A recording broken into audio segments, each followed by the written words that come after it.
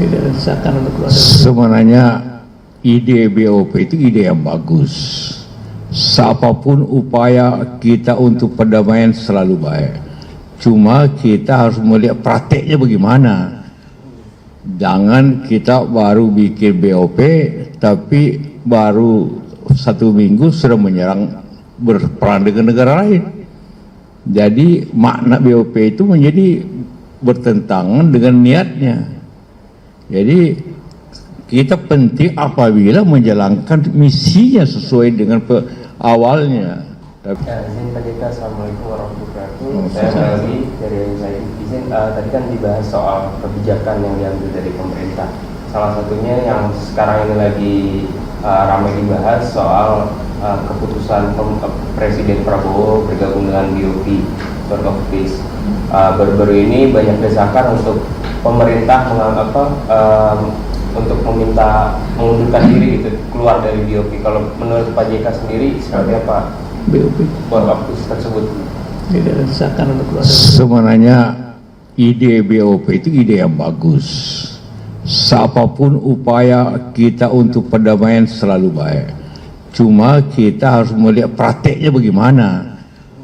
Jangan kita baru bikin BOP tapi baru 1 minggu sudah menyerang berperang dengan negara lain.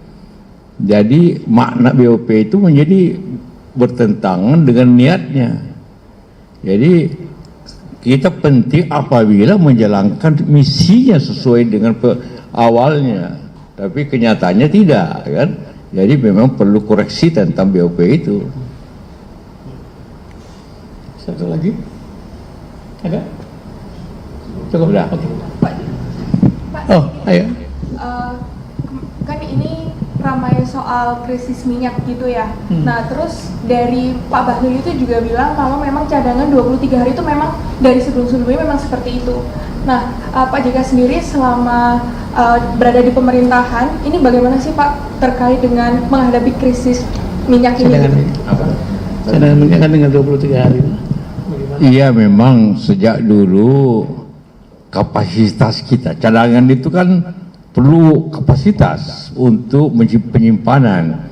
Jadi terminal-terminal kita, apakah di Cilacap, di Balongan, di Kalimantan, memang kapasitasnya ialah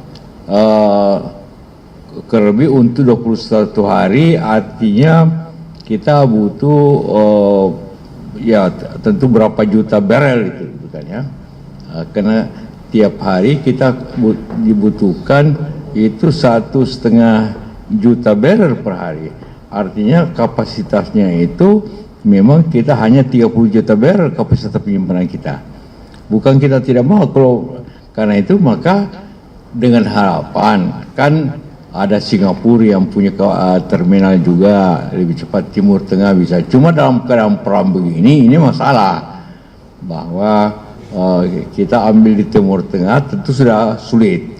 Jadi tergantung pemerintah mau ambil dari mana. Tapi saya kira memang pasti kita akan menghadapi bukan hanya jumlah, tapi harga pasti naik. Harga sudah 85 hari ini. Jadi mungkin saja minggu depan bisa naik 100, dan itu memberatkan subsidi negara. Nah ini naik lagi, jadi akibat kepada kita, akibat logistik bisa kurang dan harga naik. Dua hal yang menjadi tapi ini akibat bukan karena Indonesia, akibat eksternal, akibat perang seperti itu yang punya efeknya ke Indonesia. Cukup ya, terima kasih. Kita tutup. Assalamualaikum warahmatullahi wabarakatuh. Terima kasih. Bagian dari perjalanan demokratisasi inti dari Indonesia. Nah, oleh karena itu melihat jalannya demokrasi kita dan juga menengok pada situasi politik kita hari ini, saya sendiri tadi menyampaikan aspirasi bahwa kita betul-betul harus menjaga proses demokratisasi dan konsolidasi Indonesia agar tidak mundur ke belakang atau menjadi korban dari oportunisme politik. Oleh karena itu, kepemimpinan yang demokratis, proses politik yang demokratis, peran-peran pengawasan oleh institusi-institusi demokrasi itu harus dipastikan bekerja, termasuk juga menjamin ruang-ruang pengawasan publik untuk terus bersuara dan juga mengambil perannya. Karena demokrasi yang sehat itu adalah demokrasi yang mensyaratkan warga negaranya untuk terlibat aktif dalam proses jalannya negara. Nah, kami menyampaikan itu bagaimana ingin mengawal semua lembaga negara kita bekerja berdasar merit system, bukan berdasar kehendak atau memuaskan kekuasaan saja. Bagaimana kebijakan itu dibuat secara akuntabel berdasarkan data bukti yang terukur dan bukan berdasarkan untuk menyenangkan kekuasaan. Jadi kami berterima kasih tadi mendapatkan banyak nasihat dari Pak JK, dan yang pasti adalah komitmen kita pada demokrasi harus dijaga bersama, dan komitmen pada demokrasi itu artinya mensyaratkan penegakan hukum yang adil dan mensyaratkan pelayanan publik yang betul-betul didasari oleh nilai-nilai tata kelola pemerintahan yang baik. Terima kasih Pak Dirman, terima kasih Pak JK.